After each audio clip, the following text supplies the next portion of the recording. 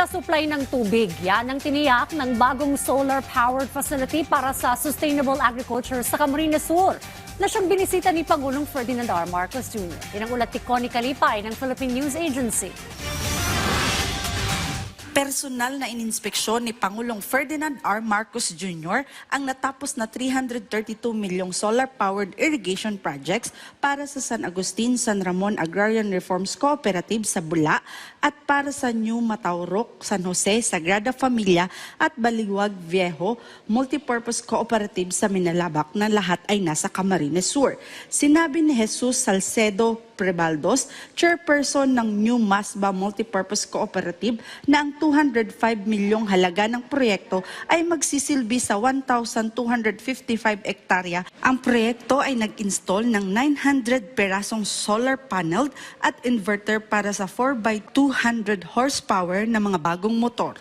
Labis-labis po ang aking pagpapasalamat sa ating minamahal na Pangulo, Ferdinand Bongbong Marcos, at saka sa ating NIA Administrator, Engineer Eddie Guillen, sa pamamagitan ng ibinigay na proyekto na napakaganda dito po sa amin, ito pong solar power irrigation project. Idinagdag ni Prebaldos na ang proyekto ay makakatulong sa mga magsasaka na mabawasan ang singil sa kuryente na magastos para sa mga magsasaka. Ng ating kuryente na nagagastos sa isang buwan, umaabot po yan ng kalahating milyon ang isang buwan. So kaya nga po, nagpursige po kami at na dapat maitulong sa amin itong masolarize itong aming lugar sa kadala ng mapapababa ang singil ng kuryente po dito sa ating irrigation system. Aniya na ang solar-powered irrigation projects ay nagsimulang palakasin ang kanilang ani mula sa 70 kabans hanggang 90 kabans. Kung dati ang isang hektarya ay umaani lang ng mga 70 kabans per hectare. So yung last harvest po na namin na umabot na sa na-experience namin na umabot na sa almost 90 kabans per hectare to 100 kabans sa pamamagitan po nitong ating tuloy-tuloy na daloy ng proyekto pong ito.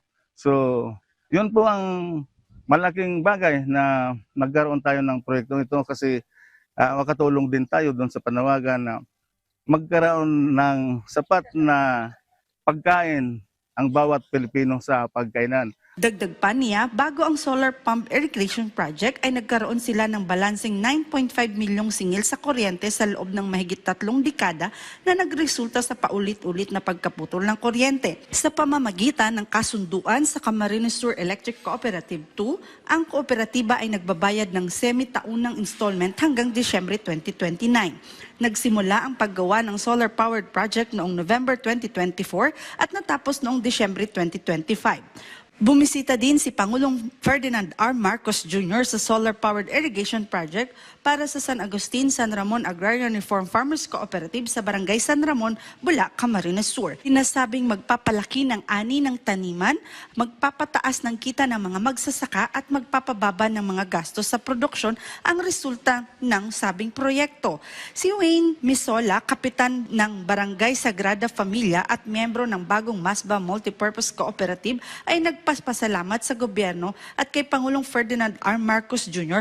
para sa solar power irrigation project sa Minalabak, Camarines Sur. Malaking tulong po ang proyektong ito na binigay sa amin ni President Bongbong Marcos.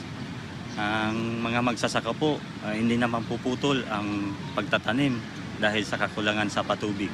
Hindi na rin po maghihirap ang mga magsasaka po namin. Dagdag pa ni Mildred Liegas ng New Masba Multipurpose Cooperative na ang proyekto ay magbibigay ng sapat na supply ng tubig para sa mga palayan ng mga magsasaka lalo na sa panahon ng tag-araw.